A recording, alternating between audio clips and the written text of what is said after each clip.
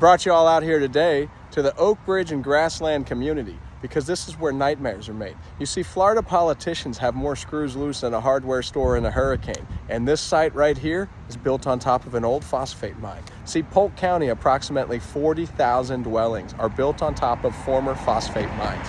For those of you that don't know, phosphate mining redistributes radium-226. It's a byproduct of the phosphate ore. And it's common in places like this that were old phosphate mines. So why would you build here? Well, Florida's running out of viable land in its urban sprawl. So you people that are moving here and thinking Florida's this utopian paradise run by good people, it's not. We've run out of land and we're building on garbage dump and toxic waste sites. So do your research like your baby daddy is cheating on you and you need to find the proof because your life may actually depend on it.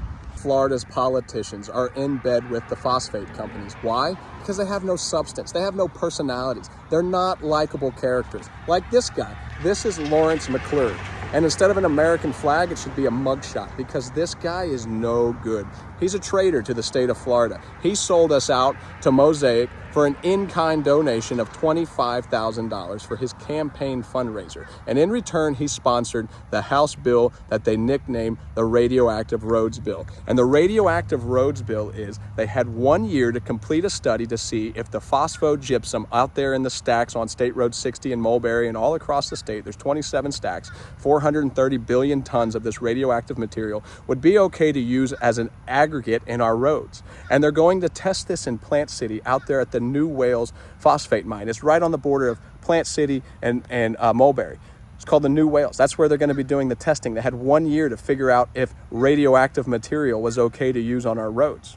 So this reptilian right here is Representative Dennis Ross. He retired in 2019, but it's relevant to bring him into this story because in 2014, he penned a letter to the federal EPA asking them for advance notice before any aerial radiation surveying could be done, any testing. He wanted advance notice. Important to note that Drummond's properties are in his district. Why would he take the side of the phosphate companies and not his constituents who were getting radiation and cancer and everything else that was happening to him? Well, in his note, he said there's a significant contribution from the phosphate industry to Florida's economy. That's right, he chose money over his constituent. This reptile never really retired, is now working to try to reform politics. This guy is no good. In 2014, because of men like Dennis Ross and companies like Drummond, the federal EPA dropped its effort to add the contaminated mining sites, which included Oak Ridge and Grassland communities, to the Superfund list. So I'm up against big money, if you all haven't figured that out. And I'm running for Hillsborough County Commissioner, and I need all the help I can get. If you can donate $5, 4 Canadian quarters, I love you Canadians.